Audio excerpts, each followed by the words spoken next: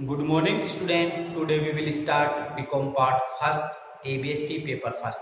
अपना जो टॉपिक है वो रॉयल्टी अकाउंट, जिसमें हमने न्यूमेरिक क्वेश्चन स्टार्ट किए हैं और उसमें ही न्यूमेरिक क्वेश्चन में क्वेश्चन नंबर 17 लास्ट क्लास में मैंने उसको पूरे क्वेश्चन को एक्सप्लेन किया था। आई थिंक आपके समझ में आएगा। उसके अकॉर्डिंग ही अपने को क्या करना है, टेबल क्रिएट करनी है। तो इसके लिए फिर मैं रिपीट कर देता हूँ। रॉयल्टी आपको पेमेंट करनी है ₹2 पर टन। रेट की हम बात करें तो 12,000 एनुअली, ठीक है। और रिक्रूटमेंट की कंडीशन अपने पास है वो 3 ईयर नेक्स्ट, ठीक है। मैक्सिमम कितना देना है पर एनम। मैक्सिमम रिक्रूटमेंट आप ले सकते हो 2,500, 3 ईयर के अकॉर्डिंग था। और स्ट्राइक पे आपको लास्ट क्लास में बताया था कि स्ट्राइक होगी तो प्रोरेटा बेसिस किया जाएगा और लॉकआउट रहेगा तो 50% आपका जो रेंट है वो डिडक्ट कर दिया जाएगा, लेस कर दिया जाएगा। तो ये सभी बातें हमने लास्ट क्लास में की थी। आज हम इस क्वेश्चन की क्वेश्चन नंबर 17 वेरी मोस्ट है, जिसके टेबल क्रिएट करेंगे। फिर आगे वाले वीडियो में मैं इसके अकाउंट भी मेंटेन करूंगा, क्योंकि इसमें सब्सिडी का पॉइंट है। सब्सिडी का पॉइंट है वो भी थोड़ा मैं आपको क्लियर कर देता हूं, उसके बाद टेबल क्रिएट कर रहे हैं।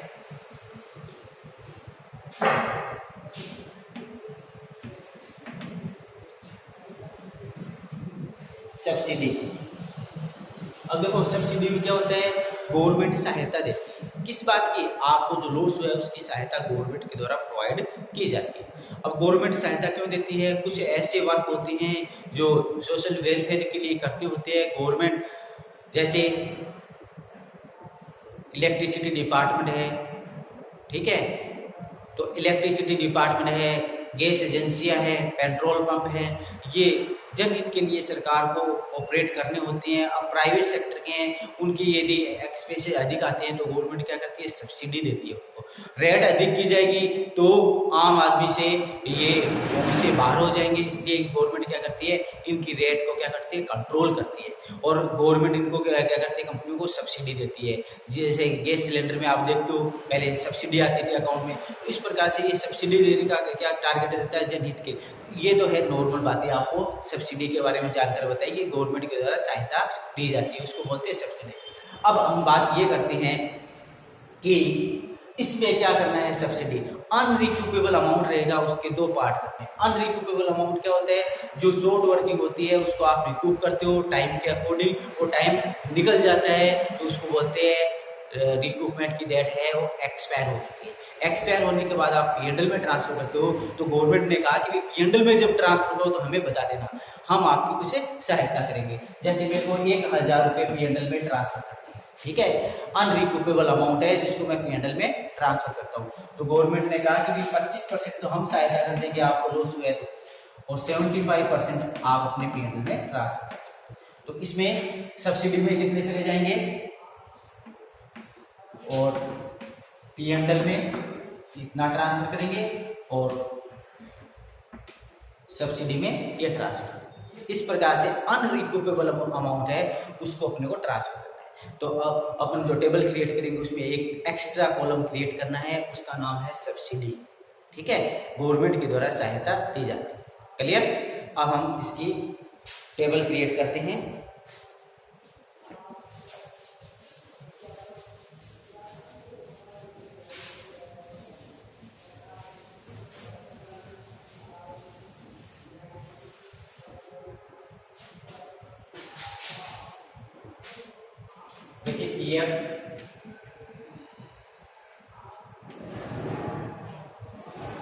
ईयर है अपने पास।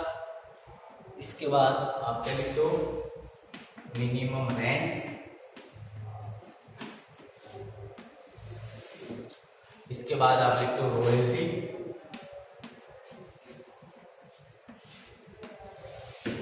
इसके बाद आप लिखते हो शॉर्ट वर्किंग और एक्सेस वर्किंग। इसके बाद शॉर्ट वर्किंग के आपके पास 2 कॉलम होते हैं और यहाँ पर शॉर्ट वर्किंग के आप 3 कॉलम बनाने होंगे अपने को।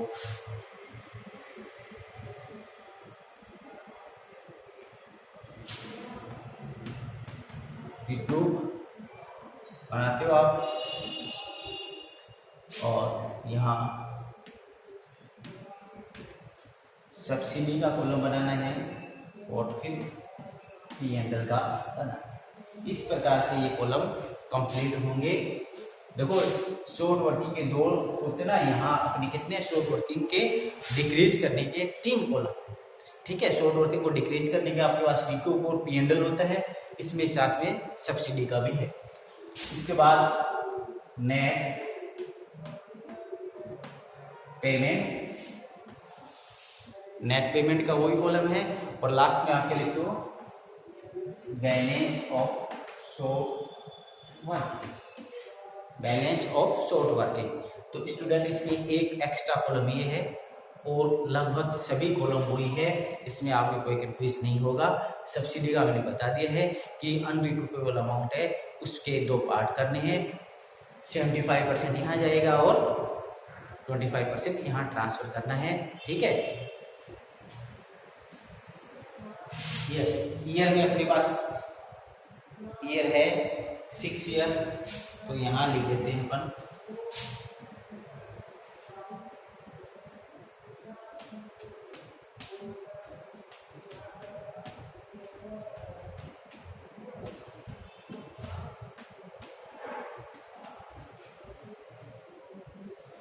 हो गया ना 6, 3 6। रेंट की हम बात करें,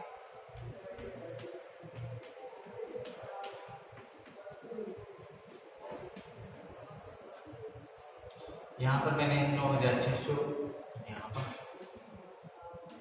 10,000। ये लास्ट क्लास में मैंने आपको बताए थे कि यहाँ पर 9,600 कैसे आए हैं और ये 10,000 कैसे हैं, ये आपको मैंने लास्ट क्लास में अच्छी तरह से एक्सप्लेन किया था, ठीक है। इसके बाद रॉयल्टी की हम बात करें, तो रॉयल्टी अपने पास है, उसको देखकर अपन लिख देते हैं।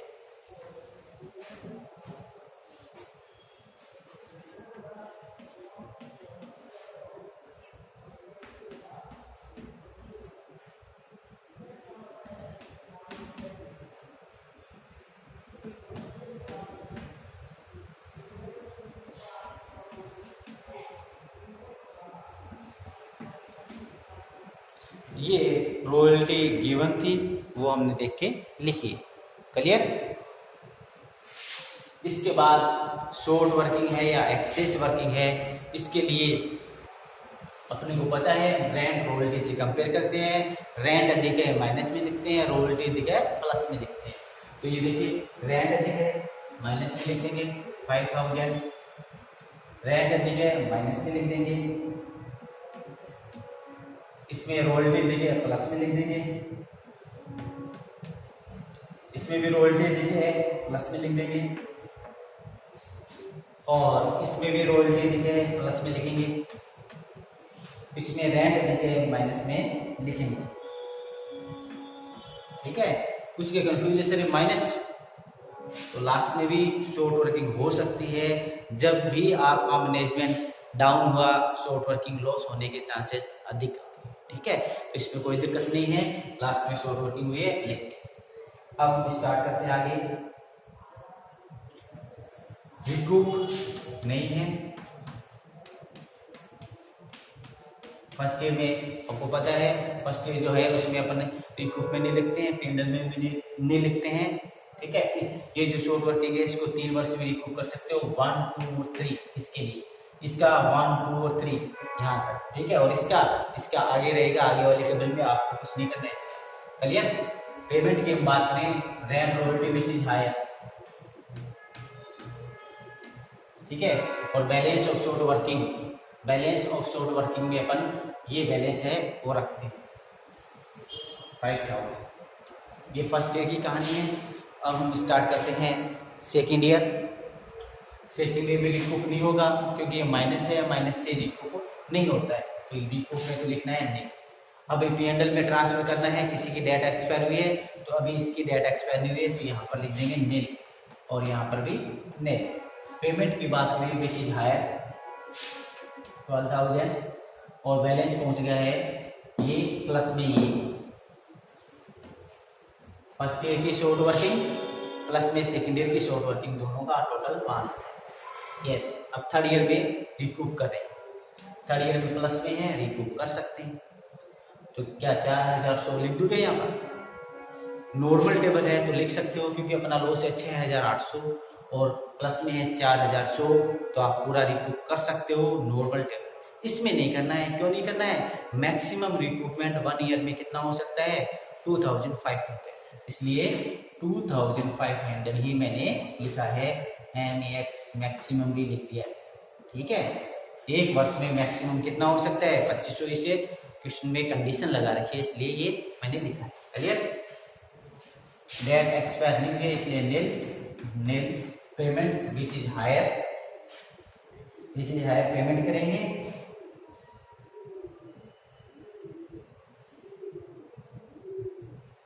और ये इसमें से लेस कर देंगे। ठीक है, इस प्रकार से इसका पेमेंट करते हैं। तो सेकेंड ईयर में आपने रिकूप किया है, वो आप देख सकते हो रिकूप आपने कितना किया है, 2500 रुपये रिकूप किए हैं। तो यहाँ लेस करने के बाद 13,600। ठीक है, विच इज हायर ये है, इसमें से ये लेस कर दीजिए बैलेंस।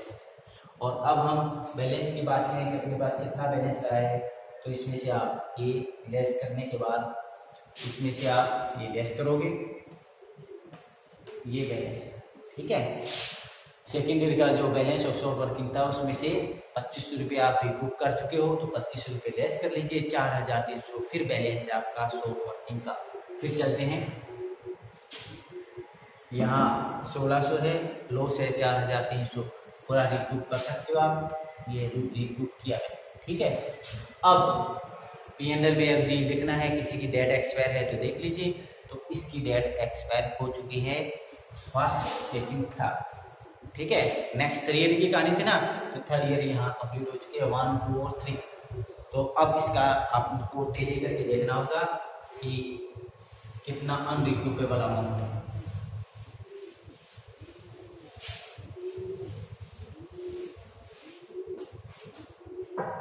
ये ना इस वर्ष की अनरिकूपेबल अमाउंट कैलकुलेट करके आपको बता दें। यस, कितने थे? 5000 का लॉस था, माइनस ये रिकूप किए आपने, लेस कर देते हैं, ये रिकूप किए, ये लेस करते हैं, और बैलेंस जो रहते हैं वो देखते हैं। बैलेंस रह गया अपना कितना? 900, तो 900 ये अनरिकूपेबल अमाउंट है। ठीक है, अब अनरिकूपेबल अमाउंट है, उसको आपको क्या करना है? 2 पार्ट करने हैं, 25% और 75%। क्लियर? 25% इसमें लिखने हैं और P&L में 75% लिखने हैं। तो ये अपन कर देते हैं।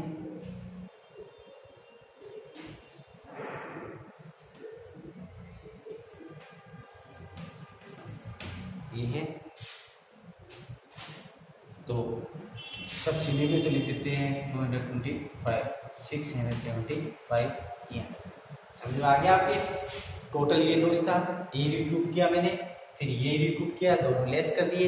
अब 900 रुपये है अनरिकूपेबल अमाउंट। अनरिकूपेबल P&L में ट्रांसफर होते तो मैंने आपको बताया, जब भी आप अनरिकूपेबल ट्रांसफर करो P&L में, तो आप उसके 2 पार्ट कर देना, 25% सब्सिडी के रूप में, ये सब्सिडी में, और 75 P&L में। ठीक है, कहने का 900 का लॉस हुआ था, उसमें से 225 रुपये गवर्नमेंट ने सहायता की, और बैलेंस हमने P&L में राइट ऑफ कर दिया है। पेमेंट की हम बात करें तो इसमें से आप लेस कर दीजिए और पेमेंट किया जाएगा।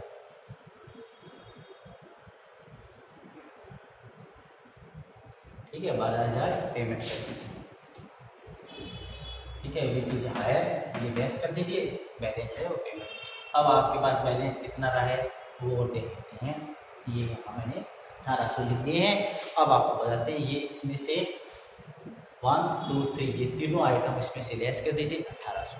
ठीक है, और वैसे आप देखो तो ये आप इसका एडजस्टमेंट कर चुके हो, बैलेंस ये 1800 रुपये, इसका आपको करना है। ठीक है, यस, 1, 2, 3। अब इसकी भी डेट एक्सपायर है, प्लस में आप रिकूप करिए, रिकूप कर लिए। अब इसकी भी क्या है? डेट एक्सपायर हो रही है, 1, 2 और 3। तो अपन इसकी भी टेली करते हैं।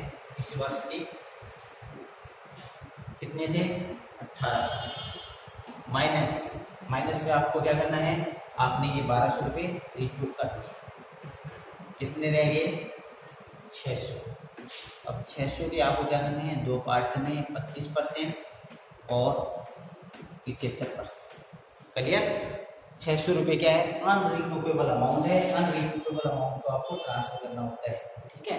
तो ये हो गए 150 और ये 450, ठीक है। तो यहाँ 150 लिख देते हैं, यहाँ 450 लिख देते हैं, ठीक है।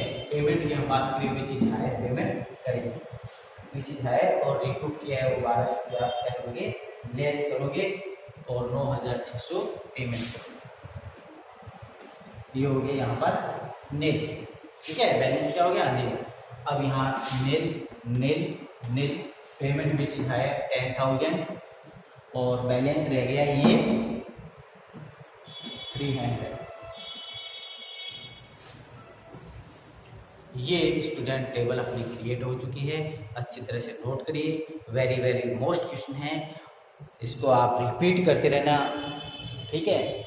कंडीशन के अकॉर्डिंग टेबल किए, ये मैक्सिमम अमाउंट थे, ये रिकूप किए हैं, और ये कैसे आए ये मैंने यहाँ लिख दी हैं, ये कैसे आए ये भी लिख दिए हैं, अनरिकूपेबल अमाउंट को आपने ट्रांसफर किया, ये नोट करिए।